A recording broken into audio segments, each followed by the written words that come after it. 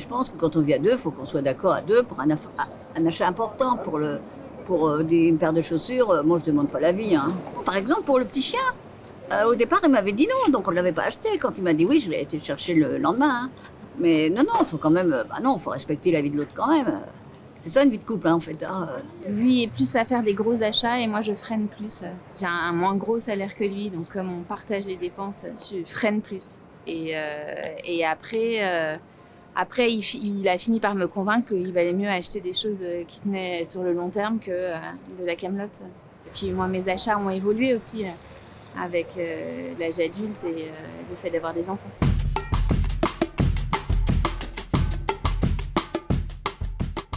Ça m'a vraiment fait rire de voir la différence des réactions de l'homme et de la femme du premier couple. Alors, cette recherche dont on va parler aujourd'hui, c'est une recherche qui a eu lieu au Malawi, donc dans un pays en voie de développement où les relations hommes-femmes sont assez cadrées, avec les femmes qui sont plutôt dépendantes financièrement des hommes. Donc c'est un peu différent, mais on voit quand même à quel point les femmes sont soucieuses de l'interaction positive et coopérative avec leur conjoint. Et l'homme, il est beaucoup plus indépendant. Il se dit, peut-être il faut tenir compte de l'autre, mais peut-être pas, je ne sais pas.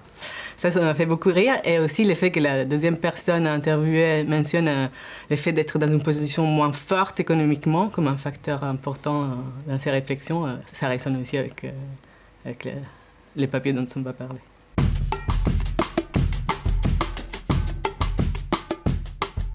Pour les pays en développement, c'est clairement très important de considérer les dynamiques entre ménages chaque fois qu'on met en place un programme qui vise à améliorer l'émancipation des femmes.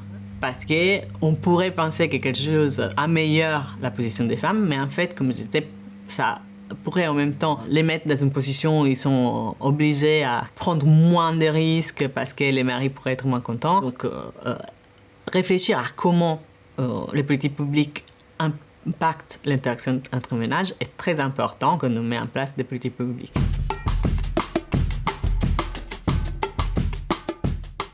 Donc, les papiers parlent vraiment de la relation des dépendances de la femme par rapport à l'homme en termes d'accès au budget familial et du rôle que la réputation a dans cet accès au budget.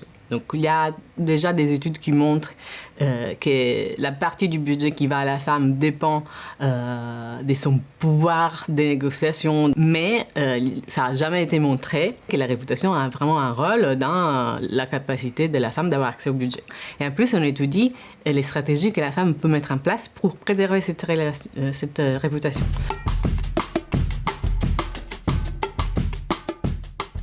D'abord, on décrit de façon théorique les stratégies possibles qu'on peut observer pour préserver la réputation. On en identifie deux.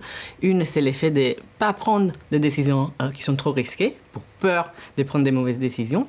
Et une fois qu'on a décidé de s'engager dans des décisions risquées, qui pourraient se révéler être des mauvaises décisions, de mettre en place des comportements pour cacher en fait les résultats négatifs. Et donc c'est là qu'on voit ces phénomènes qu'on appelle les biais de cours irrécupérables, qui disent qu'en fait les personnes ont tendance à utiliser plus des choses qui étaient pour lesquelles ils ont payé un prix élevé, parce qu'en fait ils veulent montrer que c'était une bonne décision. Et donc on montre que ce type de phénomène peut être lié à la réputation que les femmes veulent préserver par rapport aux hommes.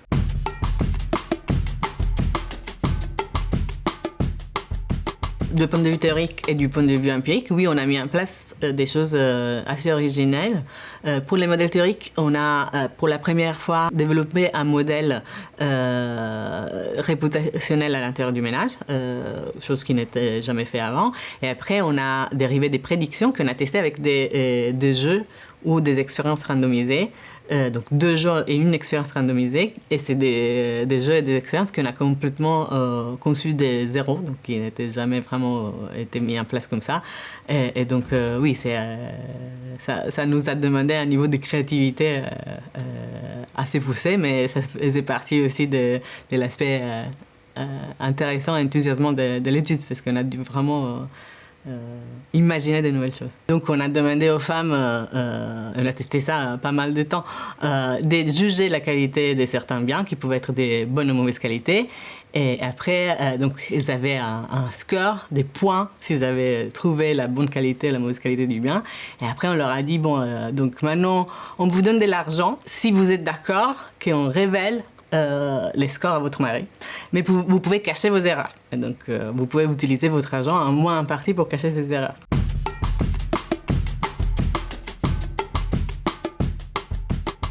Déjà, voir à quel point une grosse partie des femmes, une grosse partie, on parle des 30%, mais c'est quand même pas négligeable, des femmes renonçaient à cet argent parce qu'elles ne voulaient pas en fait, révéler leur score aux hommes.